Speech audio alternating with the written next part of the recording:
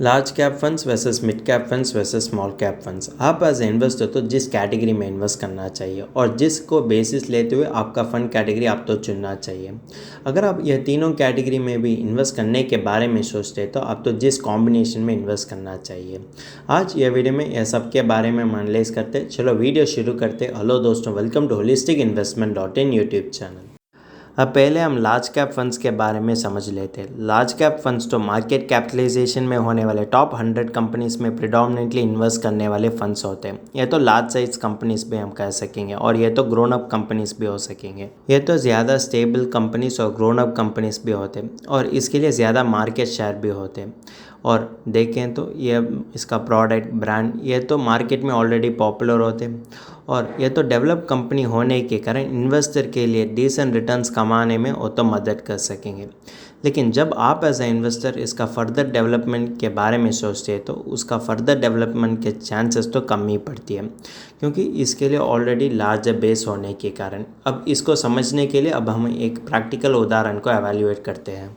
अगर किसी भी शिक्षा में होने वाले बच्चों तक एग्जामिनेशन में 90% स्कोर कर दिया जाते तो वो तो अगले एग्जामिनेशन में जो भी एफर्ट्स डाल दिया जाते तो भी अगर वो तो 100% अचीव कर दिया जाते तो भी उसका ग्रोथ होते कि सिर्फ 10 to 11% मैक्सिमम। इसको रेफरेंस लेते हुए हम तो यही कह सकेंगे, अगर आप mid and small cap funds से कंपेयर कर दिया जाते तो लार्ज कैप फंड्स में कम वॉलीटिलिटी और ज़्यादा स्टेबिलिटी होते हैं। अब अगले मिड कैप फंड्स के बारे में जानकारी लेते हैं। लार्ज कैप कंपनीज़ के पीछे होने वाले अगले 150 कंपनीज ही हम तो मिड कैप कंपनीज तो कह सकेंगे। अगर आप मार्केट कैपिटलाइजेशन की बेसिस लेते हैं तो लार्ज कैप कंपनीज़ के पीछे होने वाले नेक्स्ट 150 कंपनीज ही हम तो मिड कैप कंपनीज कह सकेंगे। अगर इसके अर्थ होते हैं कि मार्केट कैपिटलाइजेशन में जो भी कंपनीज 101 to 258 पोजीशन में होते हैं यह सब तो मिड कैप कंपनीज होते हैं। मिड कैप फंड्स तो प्रिडोमिनेंटली मिड कैप कंपनीज में इन्वेस्ट कर दिया जाते हैं और देखें तो ये तो मिड साइज कंपनीज भी कह सकेंगे। अगर आपने लार्ज कैप कंपनी से कंपेयर कर दिया जाते तो इसमें कम स्टेबिलिटी और ज़्यादा वॉलीटिलिटी भी पड़ती है। ये इसमें देखें तो ग्रोथ पोटेंशियल तो ज़्यादा होते हैं। अगर आप उसी एनालॉजी को कंसिडर कर दिया जाते तो इसमें एक बच्चों तो 60% एग्जामिनेशन में स्कोर कर दिया जाते हैं। अगर वो तो थोड़ा सा ज़्यादा एफर्ट डाल दिया जाते तो भी वो तो आसानी से 75% तो स्कोर कर सकेंगे, जिसका अर्थ होता है कि इसमें तो 15% ग्रोथ रेट होते हैं। अगर आपने लार्ज कैप फंड्स से कंपेयर कर दिया जाते तो मिड कैप फंड्स में ज़्यादा ग्रोथ पोटेंशियल होते हैं और देखें तो लार्ज कैप फंड से कंपेयर कर दिया जाते तो इसका बेस तो कम ही पड़ती है। लेकिन इसका बेस कम होने के कारण यह तो इन्वेस्टर के लिए मॉडरेट रिटर्न कमाने में भी मदद कर सकेंगे। और देखें तो अगर आपको कंजर्वेटिव और डिसेंट रिटर्न्स कमाना है तो आप तो लार्ज कैप फंड्स में इन्वेस्ट कर सकेंगे। अगर आपने मिड कैप फंड्स में इन्वेस्ट कर दिया जाते तो आपके लिए इससे भी ज़्यादा रिटर्न्स कमाने का मौका होते हैं। कारण होते कि इसमें ज़्यादा रिस्क पड़ने के कारण। अटलास हम देखें कि स्मॉल कैप फंड्स तो क्या होते हैं। मार्केट कैपिटलाइजेशन की बेसिस लेते हैं तो जो कंपनीज 250 to 500 पोजीशन में होते वो सब कंपनीज तो हम तो स्मॉल कैप कंपनीज तो कह सकेंगे। और देखें तो टोटल होते हैं कि 500 कंपनीज, इसमें होने वाले टॉप 100 कंपनीज तो लार्ज कैप कंपनीज होते हैं और अगले होने वाले नेक्स्ट 150 कंपनीज तो मिड कैप कंपनीज होते हैं और उसके बाद होने वाले बाकी 250 कंपनीज तो स्मॉल कैप कंपनीज होते हैं। अगर हम देखें तो इसको हम स्मॉल कैप साइज कंपनीज भी कह सकेंगे। अगर देखें तो जो फंड्स स्मॉल कैप कंपनीज में प्रिडोमिनेंटली इन्वेस्ट कर दिया जाते वही हम स्मॉल कैप फंड्स कह सकेंगे।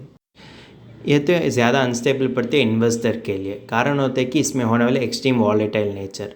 अगर किसी भी नेगेटिव न्यूज़ आए तो भी उस स्टॉक्स का वैल्यू तो ज़बरदस्त से नीचे गिरते हैं। अगर वो नेगेटिव न्यूज़ उसके लिए रिलेटेड ना है तो भी उस स्टॉक्स का प्राइसेस तो ज़बरदस्त से नीचे गिर सकेंगे। अगर आप देखें तो ये तो ज़बरदस्त से नीचे गिरने के कारण उसका सस्टेनेबिलिटी ज़्यादा संदेह होते हैं और उसके लिए कंसिस्टेंट बेसिस में सर्वाइव करने ही ज़्यादा मुश्किल भी बच सकेंगे। इसी कारण के लिए हम यह कह सकें कि स्मॉल कैप फंड्स में फेलियर होने का मौका तो ज़्यादा होते हैं और उसी समय अगर आप देखें तो स्मॉल कैप फंड के लिए कम बेस ही होते हैं। अगर आप प्रीवियस एनालॉजी को रेफरेंस लेते तो इसमें किसी भी बच्चा तो सिर्फ पासिंग मार्क और कि 40% ही स्कोर कर दिया जाते हैं। अगर वही बच्चा तो ट्रेमेंडस एफर्ट डाल दिया जाते तो उसके लिए 80% स्कोर करने की मौका भी होते हैं।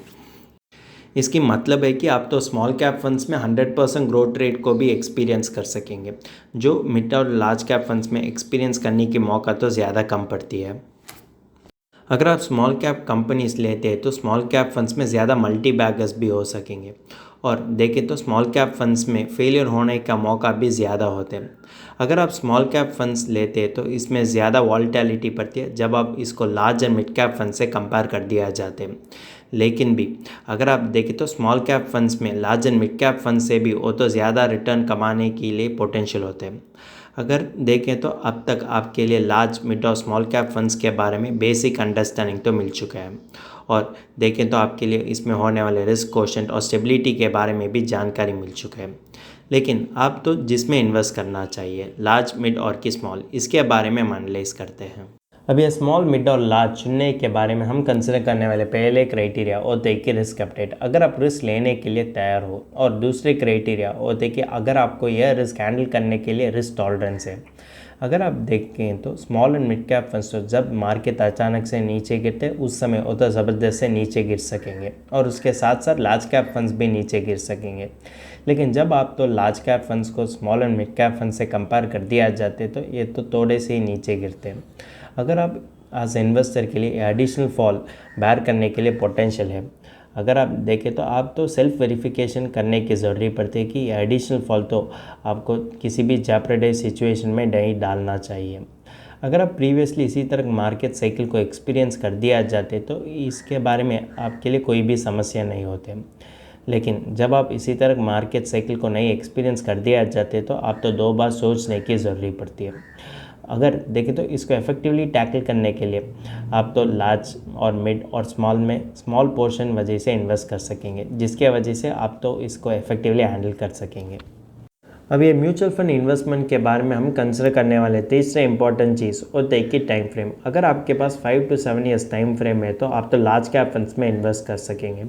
अगर आपके पास 7 to 10 ईयर्स टाइम फ्रेम है तो उस समय आप तो मिड और स्मॉल कैप फंड्स में इन्वेस्ट करने के बारे में सोच कर सकेंगे। अगर आपके पास 10 ईयर्स से भी ज़्यादा टाइम फ्रेम है तो आप तो स्मॉल कैप फंड्स में इन्वेस्ट करने के बारे में सोच कर सकेंगे। अगर आप प्योरली लार्ज कैप और मिड कैप और स्मॉल कैप में इन्वेस्ट कर दिया जाते तो आप तो एक तरीके का कंजर्वेटिव इन्वेस्टर हो सकेंगे और कि एक तरीके का अग्रेसिव इन्वेस्टर भी हो सकेंगे। इसकी बावजूद आप तो लार्ज मिड और स्मॉल में इन्वेस्ट कर दिया जाते तो आपके लिए एक मौका होता है कि एक मॉडरेट इन्वेस्टर बनने का। एक मॉडरेट इन्वेस्टर बनने से आपके लिए क्या फ़ायदा होता है? अगर आप देखें तो अगर आपका सारी फंड स्मॉल कैप में इन्वेस्ट कर दिया जाते वो तो 5 साल के लिए अच्छा नहीं परफॉर्म कर दिया जाते तो आपके लिए कन्विक्शन नहीं होते उस इन्वेस्टमेंट्स को कंटिन्यू करने के लिए। इसीलिए इसकी बावजूद अगर आप लार्ज मिड और स्मॉल में इन्वेस्ट कर दिया जाते तो लार्ज कैप फंड्स के लिए रिकवर होने का समय होता है कि 3 ईयर्स, और मिड कैप फंड्स के लिए रिकवर होने का समय होता है कि 4 ईयर्स। यह सब देखते हुए आप एज इन्वेस्टर के लिए भरोसा होता है कि स्मॉल कैप फंड्स भी जल्दी से रिकवर हो सकेंगे। अगर आप देखें तो लार्ज कैप फंड रिकवरी देखने के बाद आपको भरोसा होता है कि मिड और स्मॉल कैप फंड्स भी जल्दी से रिकवर हो सकेंगे।